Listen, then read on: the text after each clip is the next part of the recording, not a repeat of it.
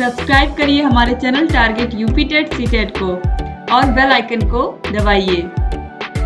Hello friends, मैं रेनू स्वागत करती हूँ आप सभी भावी अध्यापक एवं अध्यापिकाओं का आपके अपने channel target UP TET CTET में। दोस्तों, आज की इस वीडियो में हम पढ़ने वाले हैं आपके फर्स्ट पेपर बाल विकास एवं सीखने की प्रक्रिया विषय के अंतर्गत चैप्टर नंबर 4 को। चैप्टर नंबर 4 के सभी बहुविकल्पी क्वेश्चंस को हमने देख लिया था। आज हम इसके सभी अतिरिक्त उत्तरी क्वेश्चंस को भी पढ़ने वाले हैं। दोस्तों, जो आपका चैप्टर नंबर 4 है वो है अधिगम का अर्थ एवं सिद्धांत, यानी कि meaning of principles of learning. यानी कि लर्निंग क्या होता है आप सभी को पता है, चाहे उसको हम अधिगम कहें या लर्निंग कहें, मतलब एक ही होता है कि हम क्या कुछ नया कैसे सीखते हैं। जब तक हम कुछ करेंगे नहीं तब तक हम कुछ सीखेंगे नहीं। तो सबसे पहले अगर बच्चा विद्यालय जाएगा तभी वहां पर वो विभिन्न प्रकार की चीजें सीखेगा, क्योंकि बहुत प्रकार के सब्जेक्ट हैं, भिन्न भिन्न प्रकार के सब्जेक्ट्स में वो अलग अलग चीजें सीखेगा। विज्ञान उसे खोज करने के लिए तत्पर करेगा, इसके अलावा आविष्कार करने के लिए तत्पर करेगा, जबकि जो मैथ्स है वो क्या करेगा, वो उसके सोचने समझने की क्षमता को बढ़ाएगा। हिंदी विषय है, सामाजिक अध्ययन है, ये सब क्या है, ये सब विषय उसकी कल्पना शक्ति को बढ़ाने वाले हैं। तो इस तरीके से हर विषय का एक मोटो होता है और हर विषय कहीं ना कहीं बच्चे को बेहतर बनाता है, बच्चा कुछ ना कुछ सीखता है। तो इसलिए जो सीखना टॉपिक है ये आपके एग्जाम की दृष्टि से बहुत ही महत्वपूर्ण है। मैंने ऑलरेडी पहले भी आपको बताया जब बहुविकल्पी क्वेश्चंस को मैंने पढ़ाया था कि ये टॉपिक इतना महत्वपूर्ण है कि आप लोगों का चाहे यूपी टेट का एग्जाम हो, सुपर टेट का एग्जाम हो, इसके अलावा सीटेट का एग्जाम हो, सभी एग्जाम्स में ये क्वेश्चन पूछे जाते हैं। और आप सभी लोग को पता है अगर आपको अध्यापक बनना है तो आपको ये एग्जाम क्वालिफाई करने ही है। तो इसीलिए आप लोग अभी से इस चैप्टर को सीरियसली पढ़िए दोस्तों, ये चैप्टर बहुत ही इंपॉर्टेंट है। तो चलिए हम सभी अतिरिक्त उत्तरी क्वेश्चंस को भी आज यहाँ पर हम कवर करेंगे। तो क्वेश्चन नंबर 38 है, सीखने की कोई एक परिभाषा लिखिए। 2017 में पूछा हुआ क्वेश्चन है। वुडवर्थ के अनुसार नवीन ज्ञान एवं नवीन प्रतिक्रियाएं अर्जित करने की प्रक्रिया को ही हम क्या कहते हैं, अधिगम कहते हैं। तो आप याद रखिएगा, नवीन ज्ञान एवं नवीन प्रतिक्रियाओं को अर्जित करने की प्रक्रिया को ही हम अधिगम कहते हैं। इसके बाद दोस्तों क्वेश्चन नंबर 39 है, हल के अनुसार सीखने की प्रक्रिया का आधार क्या है। हल के अनुसार प्राणी की आवश्यकताएं उसे क्रिया व्यवहार करने के लिए प्रेरित करती हैं एवं जो कार्य व्यवहार प्राणी की आवश्यकताओं का काम करता है, प्राणी उस कार्य व्यवहार को सीख लेता है, यही अधिगम का आधार है। यानी कि हल ने बताया है कि जब व्यक्ति को आवश्यकता होती है तभी वह कार्य करता है।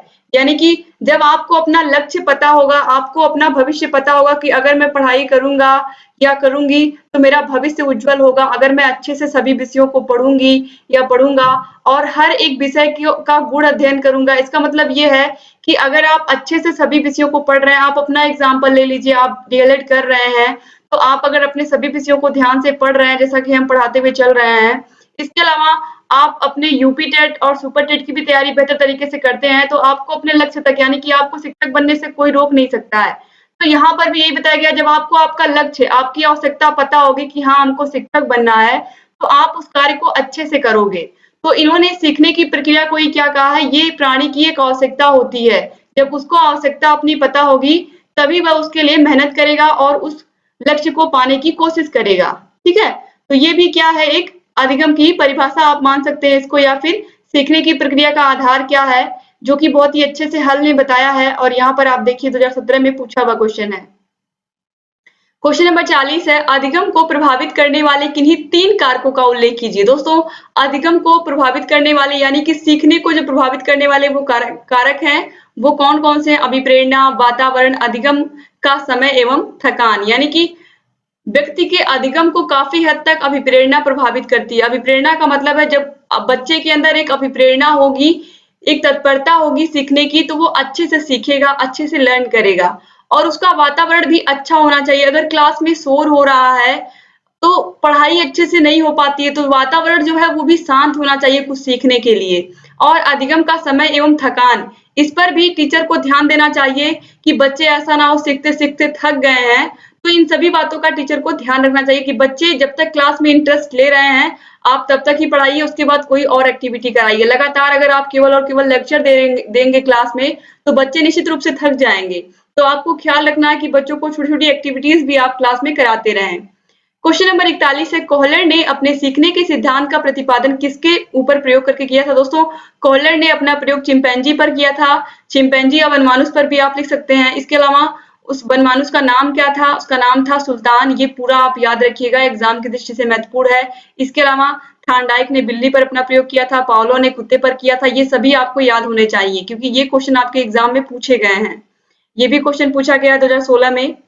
क्वेश्चन नंबर 42 है, सीखने से संबंधित प्रभाव का नियम का प्रतिपादन किसने किया? दोस्तों, प्रभाव का नियम, तत्परता का नियम, इसके अलावा अभ्यास का नियम, ये तीनों ही थार्नडाइक के सीखने के मुख्य नियम हैं। जिन भी प्रशिक्षुओं ने बहुविकल्पी क्वेश्चंस को पढ़ा है उनको अच्छे से पता होंगे ये नियम। बहुत ही अच्छे से मैंने एक एक नियम को एक्सप्लेन भी किया है। तो अगर आपने अभी तक उस वीडियो को नहीं देखा है तो उसका लिंक आपको डिस्क्रिप्शन बॉक्स में मिल जाएगा, आप देख सकते हैं। आपको सभी विषयों के प्लेलिस्ट की लिंक मिल जाएगी।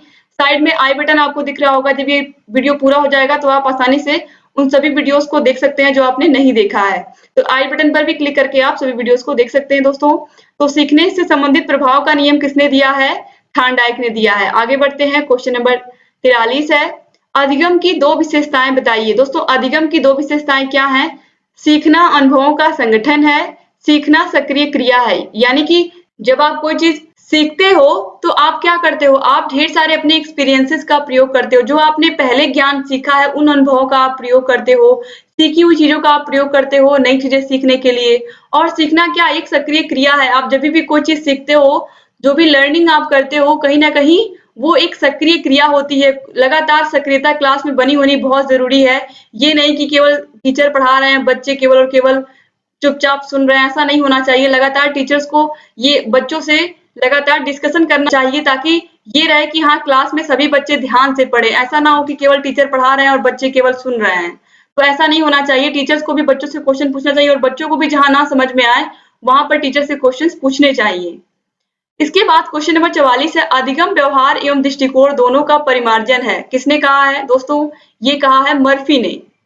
क्वेश्चन नंबर 45 है, अन्य बातों के समान होने पर कोई बालक कई बार अभ्यास करते करते कोई चीज सीख ले तो सीखने की यह विधि थार्नडाइक के किस विधि के अंतर्गत आता है?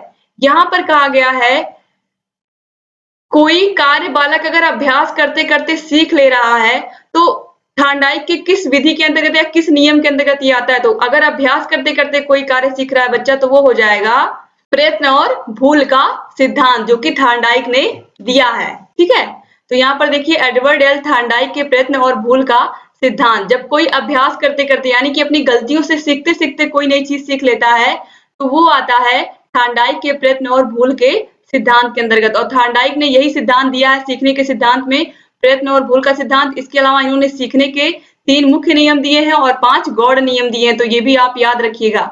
अब से वही क्वेश्चन आ गया। यहाँ पर आप देखिए, अधिगम के मुख्य नियम बताइए, यानी कि सीखने के मुख्य नियम कौन कौन से हैं? अधिगम के मुख्य नियम के अंतर्गत निम्नलिखित नियम आते हैं, तत्परता का नियम, अभ्यास का नियम और प्रभाव का नियम। यानी कि law of readiness, law of exercise, law of effect, यही तीनों हैं थार्नडाइक के सीखने के मुख्य 3 नियम। अब यहाँ पर चलिए देखते हैं। अब यहाँ पर दिया हुआ अधिगम के गौड़ नियम बताइए, यानी कि थार्नडाइक ने अधिगम के 5 गौड़ नियम भी दिए, तो यहाँ पर 5 गौड़ नियमों को भी हम देखते हैं। सबसे पहले है बहु अनुक्रिया का नियम, फिर है मानसिक स्थिति तथा मनोवृत्ति का नियम, इसके बाद है तत्वों की पूर्व समर्थता का नियम, इसके आगे है सादृश्यता द्वारा अनुक्रिया का नियम और आगे है साहचर्य परिवर्तन का नियम। क्वेश्चन नंबर 48 है, अधिगम की प्रभावशाली विधियां बताइए। दोस्तों, अधिगम की प्रभावशाली विधियां हैं करके सीखना, यानी कि जब आप करके सीखते हो तो वो जो आप सीखते हो, वो जो आपकी सीख होती है वो काफी दिनों तक आप उसको भूलते नहीं हो।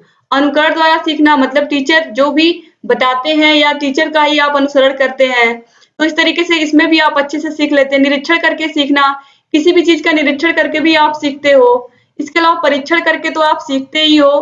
खासकर अगर आपके साइंस सब्जेक्ट की बात करें हम, सामूहिक विधि द्वारा भी सीखना, यानी कि ग्रुप एजुकेशन भी बहुत महत्वपूर्ण है। ग्रुप डिस्कशन भी होना चाहिए, ग्रुप डिस्कशन से भी बहुत सारी चीजें बच्चे सीखते हैं। तो इस तरीके से ये सभी सीखने की प्रभावशाली विधियों के अंतर्गत आते हैं। इसके बाद दोस्तों क्वेश्चन नंबर 49 है, थार्नडाइक के अधिगम सिद्धांत को किन किन नामों से जाना जाता है? दोस्तों, थार्नडाइक के अधिगम सिद्धांत को निम्न नामों से हम जानते हैं, साहचर्य सिद्धांत, प्रयत्न और भूल का सिद्धांत, अणुवादी सिद्धांत, संबंधवाद का सिद्धांत, सीखने का संबंध सिद्धांत या फिर उद्दीपन अनुक्रिया सिद्धांत। दोस्तों, जितने भी सिद्धांत अधिगम के बताए गए हैं, मैंने ऑलरेडी इन सभी को एक वीडियो के माध्यम से अच्छे से बताया है और एक भी सिद्धांत उसमें छूटने नहीं पाएगा और मैंने उसको ट्रिक के माध्यम से पढ़ाया है।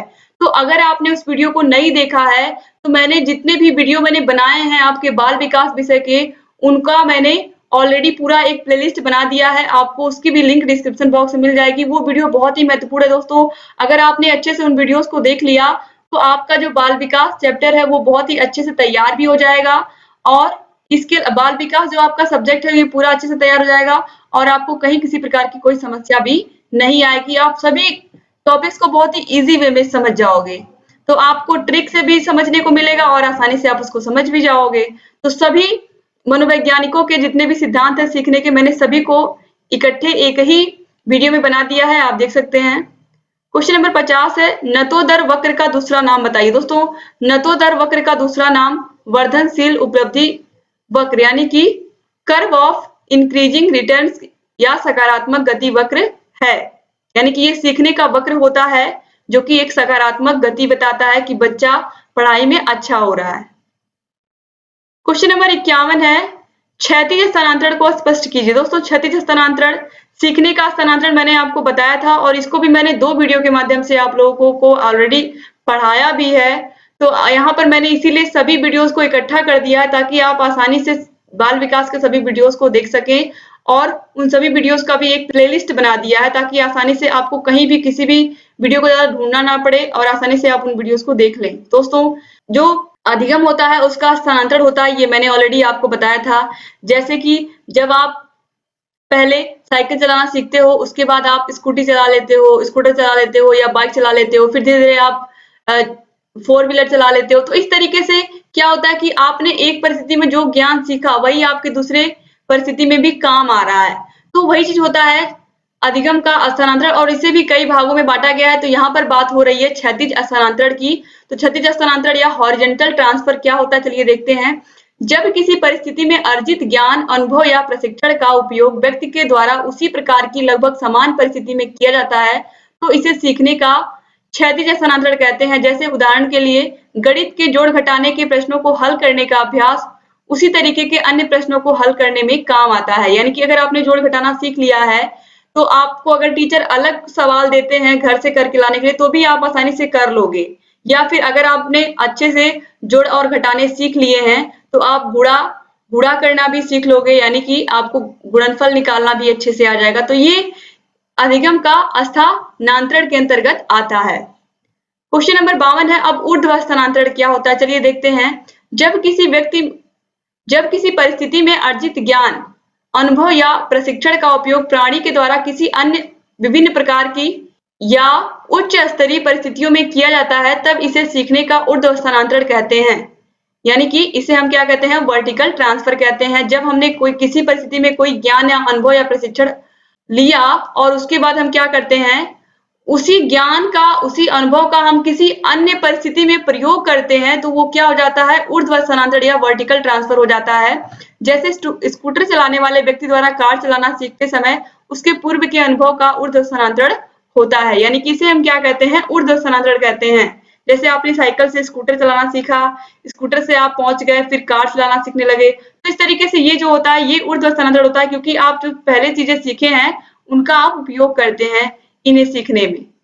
इसके बाद क्वेश्चन नंबर 53 है, द्विपार्श्विक स्थानांतरण से क्या समझते हैं। दोस्तों, मानव शरीर को 2 भागों, दाएं भाग एवं बाएं भाग में बांटा जा सकता है। जब मानव शरीर के एक भाग को दिए गए प्रशिक्षण का अंतरण दूसरे भाग में होता है तो इसे हम द्विपार्श्विक स्थानांतरण कहते हैं। जैसे दोस्तों यहाँ पर देखिए एग्जाम्पल दिया हुआ है, यहाँ पर आप दायां कर लीजिए। दाएं हाथ से लिखने की योग्यता का लाभ, अर्थात जब व्यक्ति बाएं हाथ से लिखना सीखने में करता है तो इसे हम द्विपार्श्विक स्थानांतरण कहते हैं। यानी कि जब दाएं हाथ से लिखने की योग्यता का लाभ, अर्थात बच्चे ने दाएं हाथ से लिखना सीखा है लेकिन अगर उसको आवश्यकता पड़ जाए तो वह बाएं हाथ से भी लिखना सीख सकता है क्योंकि उसने एक बार लिखना सीख लिया है। जैसे कि मैं एक और एग्जांपल आपको देती हूँ। जब कोई व्यक्ति दाएं हाथ से बैटिंग करता है किंतु यदि आवश्यकता पड़ जाए तो वह बाएं हाथ से भी बैटिंग कर सकता है, भले ही उसे बाएं हाथ से बैटिंग करने का अभ्यास नहीं किया है। भले ही उसने बाएं हाथ से बैटिंग करने का अभ्यास नहीं किया हो, इस स्थिति में हम देखते हैं कि दाएं हाथ का कौशल या दाएं हाथ में जो उसने हुनर सीखा है, वही हुनर उसके बाएं हाथ में भी स्थानांतरित हो गया। तो इस तरीके से इसे हम कहेंगे द्विपार्श्विक स्थानांतरण। तो उम्मीद करती हूँ आपको समझ में आ गया होगा ये द्विपार्श्विक स्थानांतरण क्या होता है।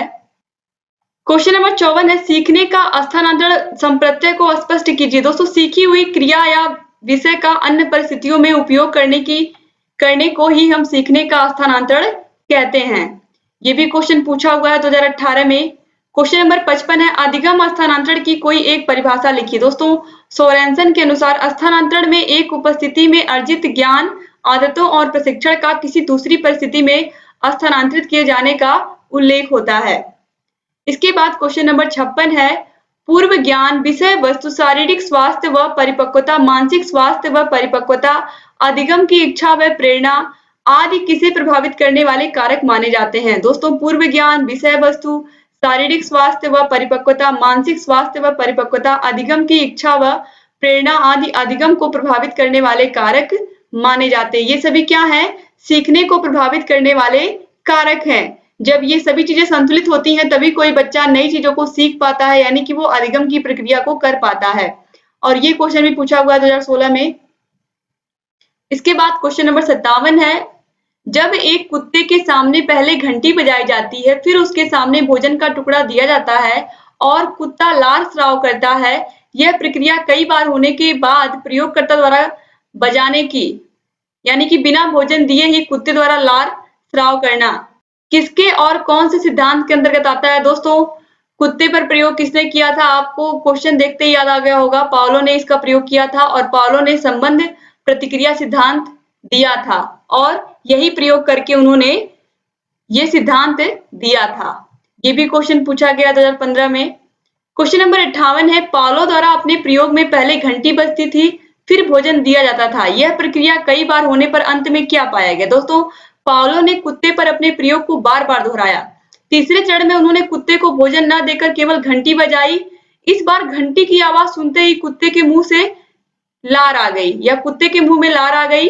इस प्रकार अस्वाभाविक या कृत्रिम उद्दीपक से भी स्वाभाविक प्रतिक्रिया लार का टपकना प्राप्त हुई।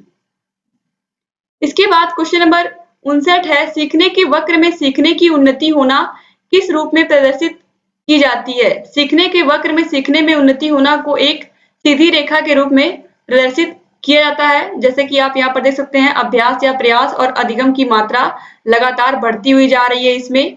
तो ये एक सीखने का वक्र है और ये समान निष्पादन वक्र है। आप देख सकते हैं, जितना अभ्यास कर रहा है बच्चा उतना ही सीखने की मात्रा भी क्या हो रही है? इंक्रीज हो रही है।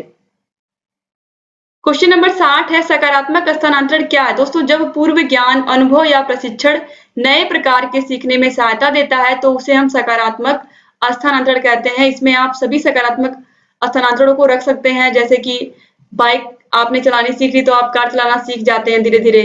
ऐसे ही आपने जोड़ घटाना सीखा तो आप गुणा करना सीख गए। तो इस तरीके से ये सभी चीजें क्या है, अगर आपने एक चीज सीखी है तो वही अनुभव आपका जब आप अगली कोई चीज सीखोगे, अगली संक्रिया सीखोगे तो आपको काम आएगा।